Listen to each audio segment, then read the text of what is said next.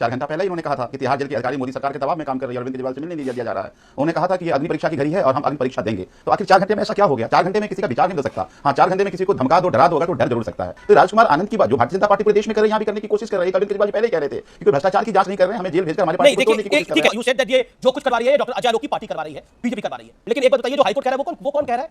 जो हाईकोर्ट ने बातें बोली, जो स्लिटिंग बातें बोली, वो कौन कह रहा है? तो क्या आप तो बहुत बड़े पत्रकार, पढ़े लिखे पत्रकार हैं, क्या वो जजमेंट है? मान लीजिए क्रिकेट में सुन के अगर आप बिल्कुल जजमेंट है, ऑर्डर है, ऑर्डर है, वो इट इज ऑर्डर। हद कर रहे हैं। किस बात का ऑर्डर है? किस बात का ऑर्डर है? रिमांड का और एरेस्ट के ग्राउंड के चैलेंज का। केस का ऑर्डर नहीं है। बड़ा हास्यास्पद लगता है जब सेक्शन 19 एक्ट के फैसले को नहीं, तो केस का ऑर्डर नहीं है, लेकिन अरेस्ट की ग्राउंड को आपने इल्लीगल करार देने की बात की थी। उन्होंने बोला कि ईडी ने पर्याप्त सबूतों के आधार पर गिरफ्तार किया है और आम आदमी पार्टी के कन्वीनर के नाते, आम आदमी पार्टी के और दिल्ली सरकार के सीएम के नाते ये सब चीजें हैं। बताइए। अच्छा, बिल्कुल ठीक, बिल्कुल ठीक। तो यही इसी कोर्ट ने और यही माननीय न्यायाधीश महोदया ने संजय सिंह जी के केस में बिल्कुल डिट्टो वही 4 बातें कही थी जो 4 बातें अरविंद जी के केस में कही गई। फिर उसके बाद संजय सिंह जी को सुप्रीम कोर्ट से बेल मिल गया। तो क्या हम तो ये नहीं कह रहे केस खत्म हो गया, अभी ट्रायल चलेगा, मैं कह रहा हूं बीच की क्रिकेट की कमेंट्री सुन करके। क्रिकेट की कमेंट्री नहीं है, ये क्रिकेट की कमेंट्री नहीं है, ये हाईकोर्ट की कमेंट्री है सर। हाईकोर्ट की कमेंट्री है और हाईकोर्ट की बोला आप सरकारी गवाह पर सवाल खड़ा करते हैं तो आप कोर्ट की प्रणाली पर सवाल खड़ा करते हैं, आप हाईकोर्ट पे सवाल खड़ा करते हैं। ये क्रिकेट की कमेंट्री नहीं है, ये हाईकोर्ट के जज की कमेंट्री है और हाईकोर्ट के जज की कमेंट्री ऑर्डर के अंदर आई है, इसलिए ये बहुत मुश्किल घड़ी है आपके लिए। देखिए, मुझे न्यायालय का पूरा सम्मान है और माननीय न्यायाधीश का मैं बड़ा सम्मान करता हूं। इसी कोर्ट ने, इन्हीं माननीय न्यायाधीश ने यही बात संजय सिंह जी के बारे में कहा था कि अप्रूवर का बयान ये 164 सीआरपीसी के बयान के बराबर है और इसको आप मजाक नहीं कर ले सकते, ये सीरियस एलिगेशन है। वही 4 बातें आपको मैं कहूं, जजमेंट संजय सिंह जी का मेरे पास पड़ा हुआ है, पढ़ के सुना दूं और दोनों जनरल को टैली कर लीजिए आप। फिर उसके बाद सुप्रीम कोर्ट से बेल मिला ना, तो मैं इसलिए कह रहा हूं कि ये नहीं, देखिए पहले तो आपने बेल लगाई नहीं थी, पहले तो इस केस में बेल लगाई थी आपने आपको जो, देखिए मैं फिर कह रहा हूं, जो राजकुमार आनंद कह रहे हैं, आपने लगभग बोला एक बात बताइए, अगर मान लीजिए राजकुमार आनंद जी पार्टी ज्वाइन कर रहे हैं तो कहेंगे क्या कि अरविंद केजरीवाल जी के साथ गलत हो रहा है, उनको जेल भेजा जा रहा है, तो मैं डर के जेल जा रहा हूं, क्या कहेंगे? भारतीय जनता पार्टी जो ये तो आपका नैरेटिव है, 4 घंटे में मैं छोड़ के चला जाऊं, ये आपको लगा ठीक है, ये आपका नैरेटिव है, ये भी आपका नैरेटिव है। मैं तो किसी का नैरेटिव नहीं बोला, मैं तो राजकुमार आनंद की बात कर रहा हूं। आपने बोला कि राजकुमार आनंद डर के कर, आप परसीव कर रहे हैं, आरोप लग रहे थे कि ईडी के दबाव में, ईडी का दबाव, बीजेपी के दबाव में ईडी बहुत सारी कार्रवाइयां कर रही है, हाई कोर्ट की जजमेंट भी आ गई है। उसके बाद बड़ी बड़ी बातें बोली है, ये भी सब आपने कराया है। आप आम आदमी पार्टी को कहां लेके जाना चाहते हैं? आप आम आदमी पार्टी से डरते हैं, उसको तोड़ना चाहते हैं, छिन्न भिन्न करना चाहते हैं, ये आरोप है आप पर। अमित शाह कहां थेथरों के चक्कर में पड़ रहे हैं? अपना सर मार मार के दीवार पे फोड़ लीजिए कि मानने वाले जीव हैं। सुनिए जरा 1 मिनट। ये एक्चुअली बीजेपी और कांग्रेस वाले क्या जाने कि त्याग क्या होता है।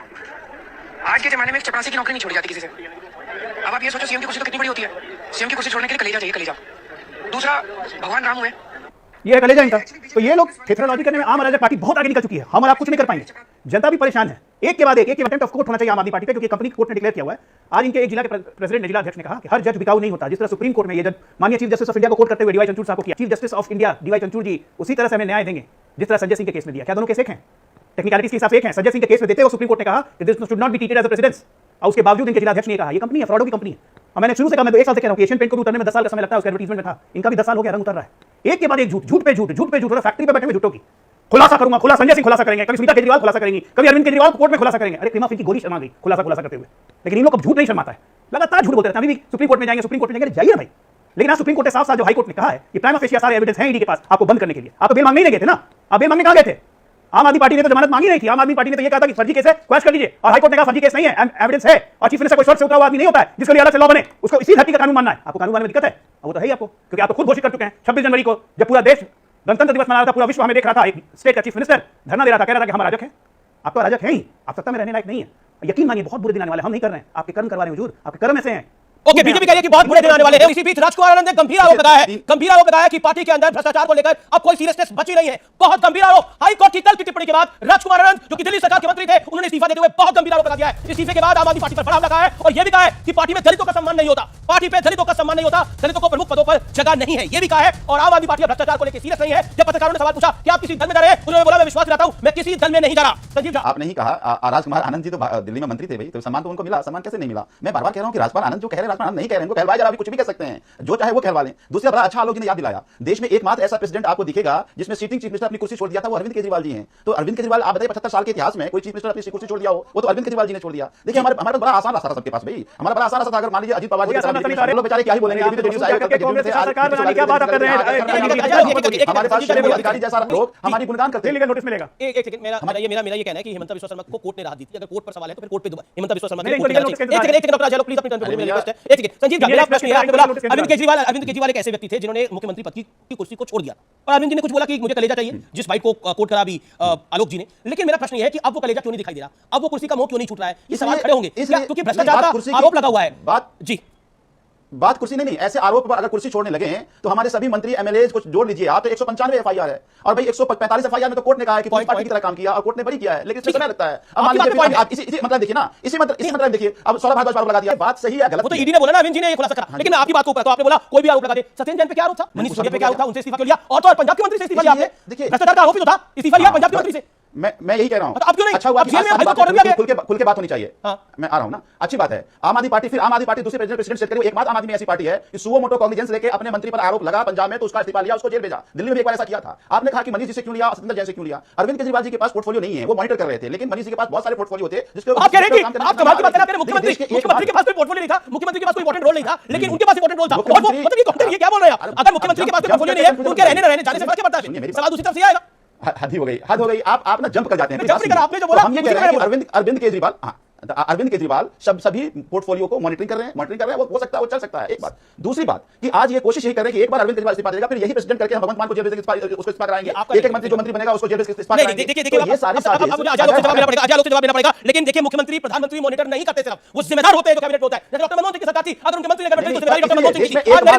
अगर नरेंद्र मोदी की सरकार है, अगर कोई मंत्री गड़बड़ करता है, किसी मंत्री पे आरोप लगते हैं, तो नरेंद्र मोदी पर को सफाई देनी पड़ेगी उस बात की, इसमें कोई दोराई नहीं है। और साथ ही साथ याद करिए, एमजे अकबर पे आरोप लगा था, मीटू का, एमजे अकबर से इस्तीफा लिया गया था, हुआ था इसी देश के अंदर। एमजे अकबर मंत्री थे मोदी सरकार की कैबिनेट में, लेकिन उनसे इस्तीफा लिया गया था। पॉइंट यही है कि शुचिता की राजनीति की बात करना आसान है, शुचिता की राजनीति निभाना कठिन है। लालू यादव ने इस्तीफा दे दिया था, जयललिता ने इस्तीफा दिया था, हाल ही में हेमंत सोरेन ने इस्तीफा दिया है। अब पंजाब के मुख्यमंत्री को भी उठा जाता है, ये आम आदमी पार्टी का आरोप है। ये गंभीरता से नहीं, कैसे लेते हैं आप इसको? अरविंद केजरीवाल से जब पूछताछ होती है ईडी की, तो वो फंसाते हैं आतिशी और सौरभ को।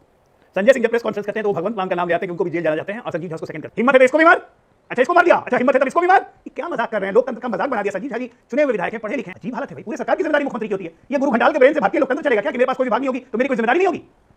ऐसी साजिश करता मान लिया। अरे और तो और कंपनी बता दी आपकी पार्टी को। भारतीय लोकतंत्र के इतिहास में अगर आज तक का सबसे बड़ा काला धब्बा कोई हुआ होगा तो यही 20 दिन है। अरविंद जी 21 मार्च को गिरफ्तार हुए थे, पहली बार हुआ भारतीय लोकतंत्र में कि 20 दिन से गिरफ्तार मुख्यमंत्री इस्तीफा नहीं आया, और देश की जनता देख रही है। और ये बेशर्मों की तरह, निर्लज्जों की तरह टीवी पे आके कहते हैं कि हम इस्तीफा नहीं देंगे। और पहले क्या कहते थे? कलेजा चाहिए इस्तीफा देने के लिए, मुख्यमंत्री पद छोड़ने के लिए, इस्तीफा देने के लिए कलेजा चाहिए। चपरासी का पद कोई नहीं छोड़ना चाहता है।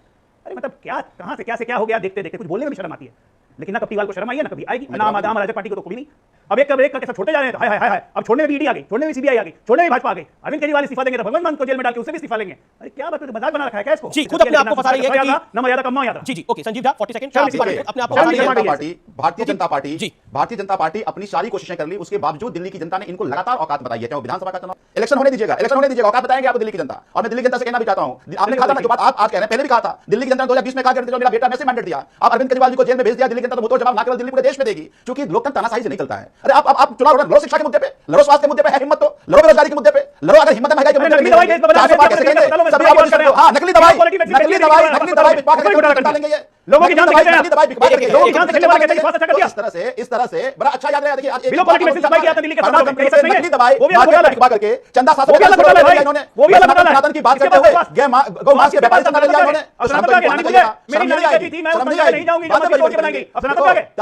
डरपोक होता है,